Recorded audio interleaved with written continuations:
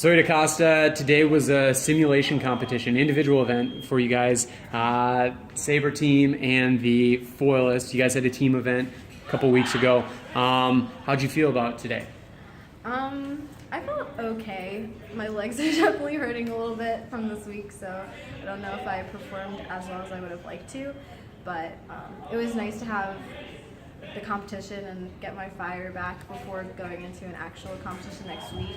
I didn't want to feel like too fresh. I wanted to feel like I kind of had the experience again, especially since I took the summer off to focus on some career things. So it was nice to get back into it and feel my fencing again. You mentioned the first competition of the year just a week away with the Penn Elite invite next week. Having this competition under your belt, both an individual event today and last week a team event, how does that impact your confidence, your preparation, your overall readiness going into next week?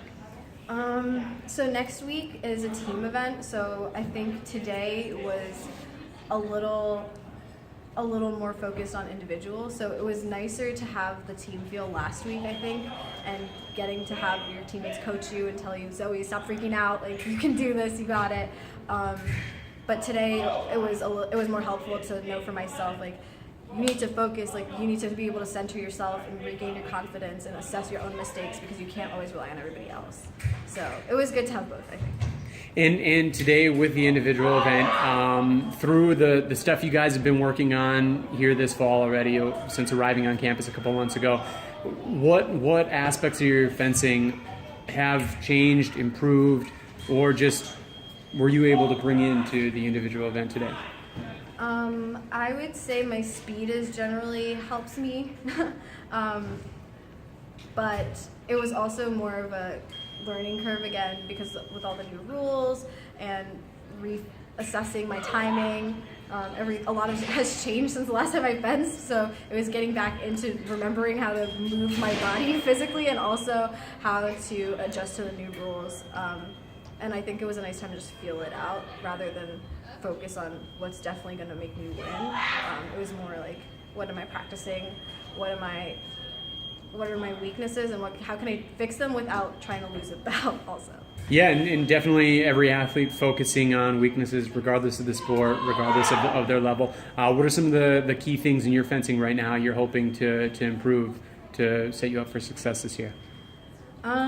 I think getting too anxious sometimes, like when the end is really close or like in sight, I definitely rush sometimes, and I know I've been working on that very closely with Coach Schneider, and hopefully I can calm myself down before that happens.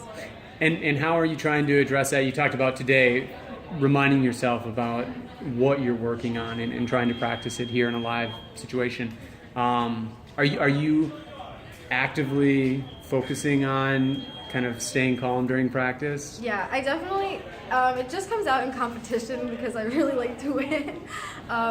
But I think my teammates also, I kind of understand that about me. And this year we don't have any new sabers, so it's all people who have seen me fence and have seen my weaknesses, seen my strengths, and can read my body language when I'm getting frustrated or like when I'm rushing for no reason. And even in the individual competition, like some of my teammates were like, Zoe, calm down, like you can do this, you can do this. And even though you're not supposed to technically coach each other, like we do that anyway in the normal competition, so it was really helpful.